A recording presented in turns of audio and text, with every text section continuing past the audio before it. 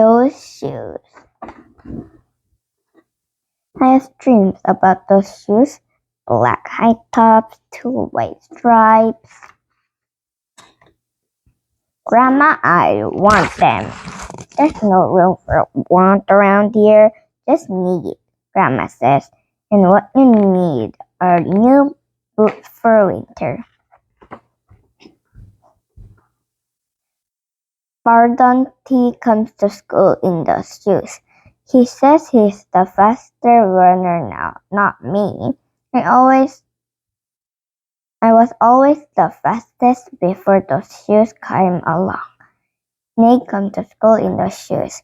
Antonio and I count how many times Nate goes to the bathroom 7 times in one day, just so he can walk up down the hall real slow. Next, Ellen, Jacoby, and Tersley each get a pair. Then one day, in the middle of kickball, one of my shoes came apart. Looks like you could use a new pair, Jeremy. Mr. Alfie are afraid the school counselor says. He brings out a box of shoes and other stuff he has for kids who need things. He helps me find the only shoes that are my size. Velcro. Like the ones my little cousin Marshall wears.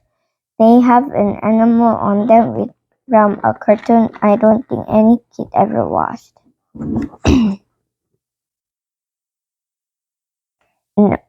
When I came back to the classroom, Alan Jacoby takes one look at my Mr. Alfred shoes and laughs.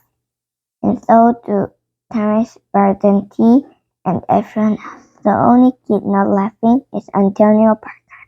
At home, Grandma says, "How kind of Mr. Alfred. I'm not. Turn my back. I'm not going to cry up my dumb shoes. But when I'm writing my spelling words later, every word looks like the word shoes. And my grip so tight on my pencil I think it might burst."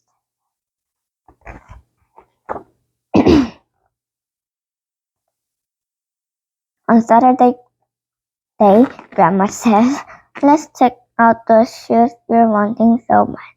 I got a little bit of my niece set aside. Maybe if you never know. The shoe store, Grandma turns the shoes over so she can check the price. When she sees it, she sits down heavy. "Maybe they wrote it down wrong," I say. Grandma shakes her head.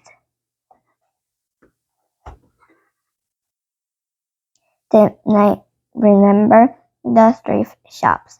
What if there's a rich kid who outgrew his or got 2 pairs for Christmas and had to give one of them away? We ride the bus to the first thrift shop. Black cowboy boots, pink slippers, sandals, high heels, every kind of shoes except the ones I want. We ride the bus to the second thrift shop. Not a pair of those shoes inside. Around the corner is the third thrift shop. I see something in the window. Black shoes with 2 white striped high tops. Perfect shape. Those shoes.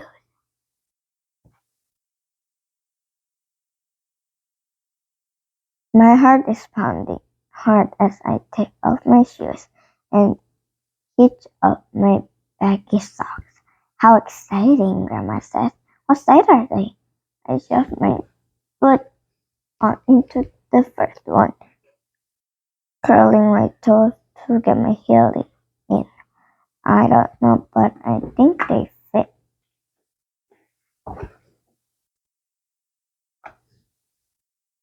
Grandma kneels on the floor and feels for my toes at the end of the shoe.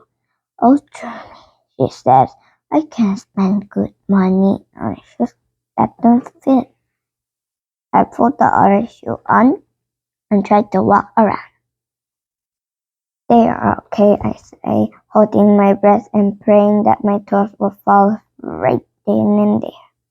But my shoes don't fall off.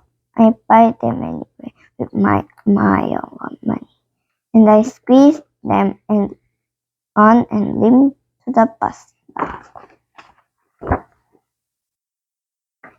At home, a few days later, Grandpa puts a new pair of snow boots in my closet and doesn't say a word about my too big feet shifting around in my too small shoes.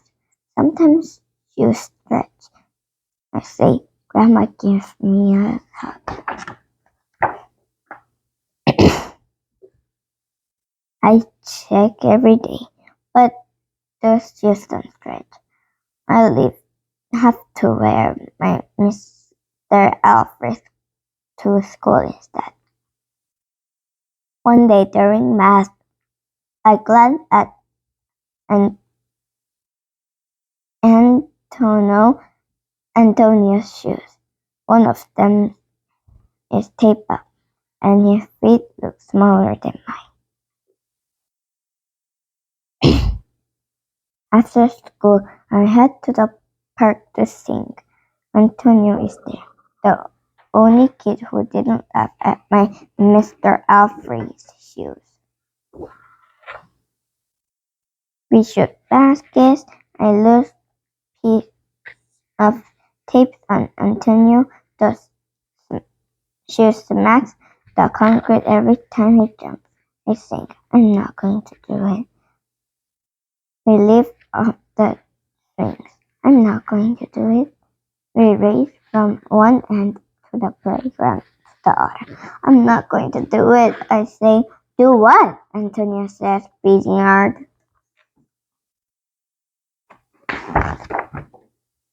Grandma calls me for supper and invites Antonio over too.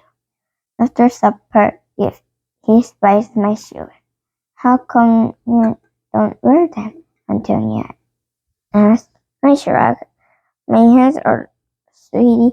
I can feel him wishing those shoes were his. That night, I'm awake for a long time thinking about Antonio. When the morning comes, I try on my shoes one last time.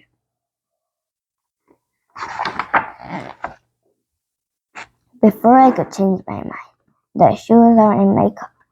Snow is beginning to fall as I ran across the street to Antonio's apartment. I put the shoes in front of his door. I push the doorbell and run.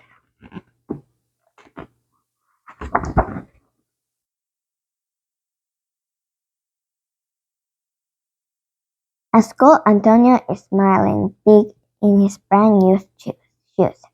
I feel happy when I look at his face and mad when I look at my Mr. Alfred's shoes. But later, when it's time for recess, something happens. Everywhere there's snow. Leave your shoes on the hall and change into your boots. The teacher announces, leave your shoes on the hall. It's then I remember what I have in my backpack. New boots.